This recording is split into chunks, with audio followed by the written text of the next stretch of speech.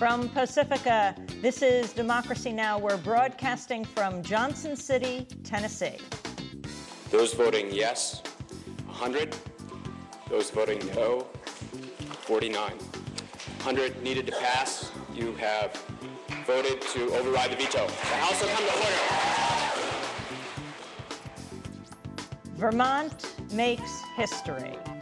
Yes, today on Democracy Now!, Vermont makes history by becoming the first state in the country to vote in favor of gay marriage. Lawmakers yesterday overrode the governor's veto of a gay marriage bill that had passed by simple majority last week.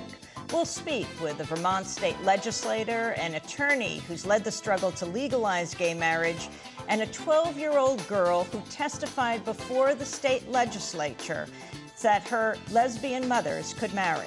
Then the struggle continues against mountaintop removal in the coal mining industry.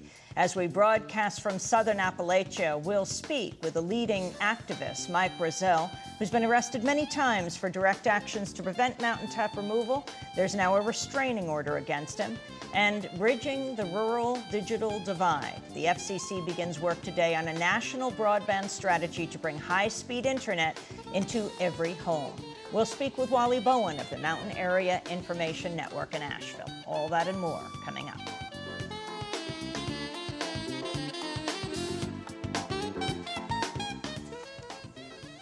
Welcome to Democracy Now!, democracynow.org, the War and Peace Report. I'm Amy Goodman. Gay rights advocates have won two major victories. On Tuesday, the Vermont state legislature voted to override a veto from Governor Jim Douglas and legalize gay marriage. Vermont becomes the first state to recognize same-sex marriage through legislative action. At least 9 other state legislatures are considering similar measures. Meanwhile, in Washington, D.C., the city council voted to recognize same-sex marriages performed in other states. The vote sets up a showdown with Congress, which approves D.C.'s laws under home rule. We'll have more on the Vermont vote after headlines. We'll be heading to Burlington, Vermont. President Obama is back in the United States after stopping in Turkey and Iraq following his European trip. On Tuesday, Obama addressed troops at Camp Victory, a U.S. base near Baghdad Airport. This is going to be a critical period, these next 18 months. I was just discussing this with your commander, but I think it's something that all of you know. It is time for us to transition to the Iraqis. They need to take responsibility for their country and for their sovereignty. Obama did not travel beyond the U.S. military base. His visit came as nearly 40 people were killed in a series of bombings around Baghdad.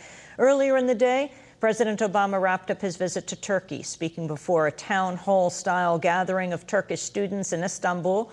Obama was asked to explain his differences with the foreign policy of former President George W. Bush.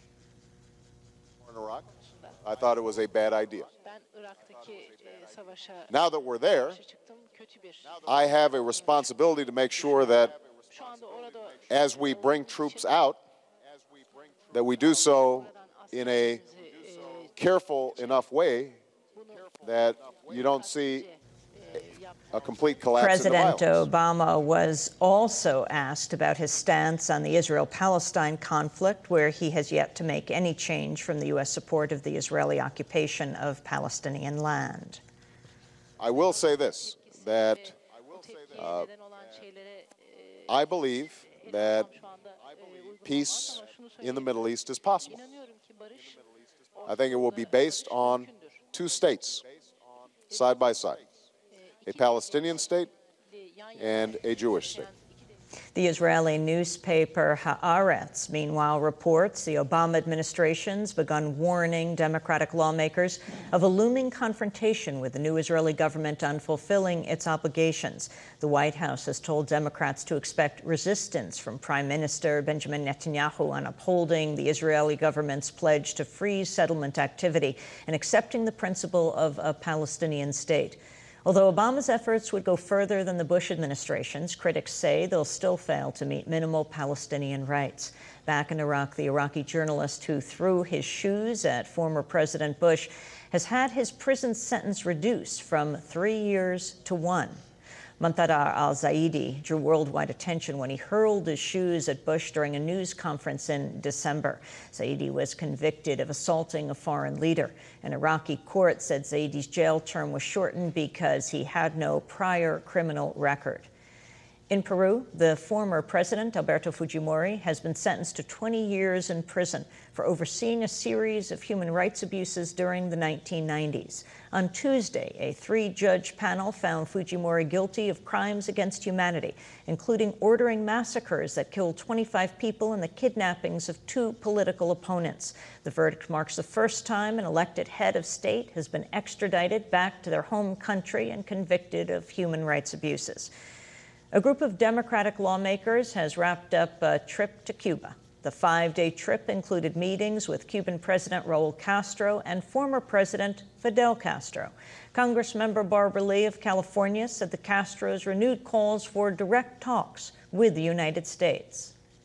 All of us are convinced that President Castro would like normal relations with Cuba and would see normalization, ending the embargo, as beneficial to both countries.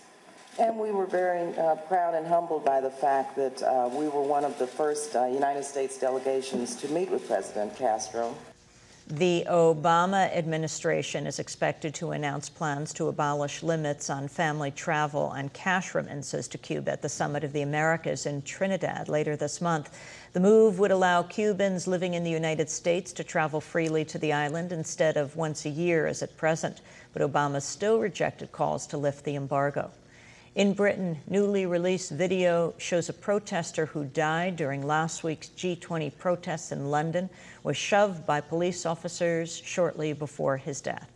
47-year-old Ian Tomlinson was on his way home and wasn't apparently taking part in the protests. Video shows him standing alone away from a group of demonstrators when he's approached by police. An officer shoves Tomlinson from behind, sending him to the ground. Tomlinson suffered a fatal heart attack moments later. The video was released by The Guardian newspaper, which says it will hand the tape over to the British police. Back in the United States, the Wall Street Journal is reporting the taxpayer-funded bailout will soon extend to the life insurance industry. Treasury officials are set to announce plans to use money from the Troubled Asset Relief Program, or TARP. Only life insurance companies that own federally chartered banks will be eligible. In Illinois, Democratic Cook County Commissioner Mike Quigley has won the race to fill White House Chief of Staff Rahm Emanuel's vacant congressional seat. Quigley won with 70% of the vote. In Minnesota, Democrat Al Franken has increased his lead over Republican Norm Coleman in the ongoing recount of their disputed Senate race. On Tuesday, Franken's lead grew to 312 votes after the tallying of previously excluded absentee ballots. Franken's lead is virtually insurmountable, but Coleman's promised continued legal challenges. And a federal judge has ordered a probe of 6 Justice Department lawyers involved in the prosecution of former Senator Ted Stevens. Stevens lost his seat in November, just days after being convicted on federal ethics charges. But last week, the Justice Department dropped the case after saying it had uncovered widespread prosecutorial misconduct. On Tuesday, U.S. District Judge Emmett Sullivan said he'll appoint a special prosecutor to investigate the attorneys. And those are some of the headlines. This is Democracy Now!, democracynow.org, the War and Peace Report.